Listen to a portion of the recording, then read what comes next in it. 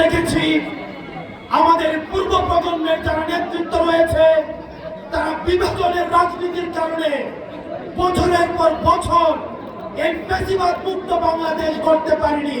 তারা ব্যর্থ হয়েছে।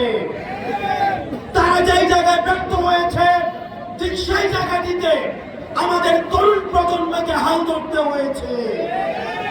প্রিয় ফরিদপুরবাসী, আমরা আপনাদের কাছে আশা করব এই লিডারশিপের যে নেতৃত্ব, এই নেতৃত্বের যে হাল আমরা ধরেছিলাম পরবর্তী বাংলাদেশ পুনর্গঠনে, আমাদের এই নেতৃত্বের হাল আমাদের শক্তভাবে আমাদেরকে ধরতে হবে। আপনারা জানেন 2014, 18 এবং 24-এর যেভাবে নির্বাচনে কারচুপি করা হয়েছে সেগুলোর এখনো পর্যন্ত বিচার করা হয় নাই। এই অন্তর্বর্তীকালীন সরকারকে আমরা স্পষ্টভাবে বলতে চাই, আপনার যদি আমাদের মাঝে গ্রহণযোগ্যতা বাড়াতে চান অবশ্যই অবশ্যই এই অন্তর্বর্তীকালীন সরকারের সময় আমাদের এই বিচারগুলো আপনার নিশ্চিত করতে হবে। প্রিয় ফরিদপুরবাসী, আপনারা জানেন এখনো পর্যন্ত আমাদের এই বিপ্লবকে অনেকে মেনে নিতে পারে নাই। সেজন্য কিছুদিন পর পর আমরা দেখি বিচার বিভাগে কু করা হয়, আমরা দেখি পুলিশে কু করা হয়, আমরা দেখি আনসারের বিদ্রোহ হয়, আমরা দেখি সচিবালয়ে আগুন লাগানো হয়। আমরা সবাইকে বলতে চাই, আপনারা রিয়েলিটি মাইনে নেন। এই ফরিদপুরবাসী যতদিন জেগে আছে পুলিশ হাসিনা কোনোদিন বাংলাদেশে ফিরবে না। এই বাংলাদেশ থেকে পুলিশ শেখ হাসিনার মতো আমরা এই সিন্ডিকেটের উৎখাত চাই। যদি আপনারা মনে করে থাকেন এই জনগণ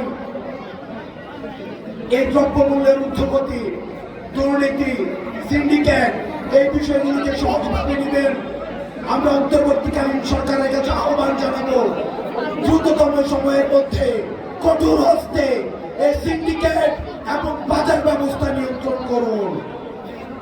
প্রিয় দেশবাসী, প্রিয় ফরিদপুরবাসী, আপনারা দক্ষিণবঙ্গের একটা দুর্গ হিসেবে আপনারা কাজ করেন।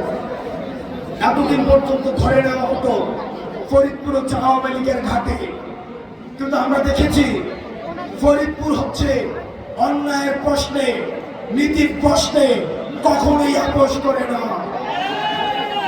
যখনই দেখেছে এই ফ্যাসিবাদ ঝেঁকে বসেছে তখনই এই ফরিদপুরবাসী এই ফ্যাসিবাদের বিপক্ষে তার শক্ত অবস্থান নিয়েছে। আপনারা রক্ত দিয়েছেন, আপনাদের রক্ত ঝরেছে রাস্তায়। আমরা চাই 15 জানুয়ারির মধ্যে এই অন্তর্বর্তীকালীন সরকার আপনাদের রক্তের স্বীকৃতি দিক। এই 15 জানুয়ারির মধ্যে এই অন্তর্বর্তীকালীন সরকার খুনি হাসিনার বিচারের স্পষ্ট একটি বার্তা দিয়ে এই অন্তর্বর্তীকালীন সরকার 15 জানুয়ারির মধ্যে আপনারা যে কারণে রাস্তায় নেমে এসেছিলেন একটি পরিবর্তী বাংলাদেশ গড়ার জন্য, একটি ফ্যাসিবাদ মুক্ত বাংলাদেশ গড়ার জন্য, এই প্রক্লেমেশন অফ রিভলিউশনে সেটির জন্য আকাঙ্ক্ষার প্রতিফলন করুন। প্রিয় দেশবাসী, আপনাদের সাথে আমাদের সংগ্রামের পরিচয়, আপনাদের সাথে আমাদের লড়াইয়ের পরিচয়, আপনাদের সাথে আমাদের অন্যায়ের বিপক্ষে যুদ্ধের মধ্য দিয়ে পরিচয়, আপনাদের সাথে আমাদের এই পরিচয়ের ধারাবাহিকতা অব্যাহত থাকবে। আপনাদের সাথে আমাদের সবসময় দেখা হবে এবং পরবর্তী বাংলাদেশ বিনির্মাণে অবশ্যই অবশ্যই আমরা তরুণ প্রজন্ম আমরা একসাথে কাজ করব। আমরা সবাই একসাথে এই তরুণ প্রজন্ম কি কখনো হারতে জানে? এই তরুণ প্রজন্ম কি মাথা নত করতে জানে? এই তরুণ প্রজন্ম কি কখনোই তার মেয়ের জন্য বিক্রি করতে জানে?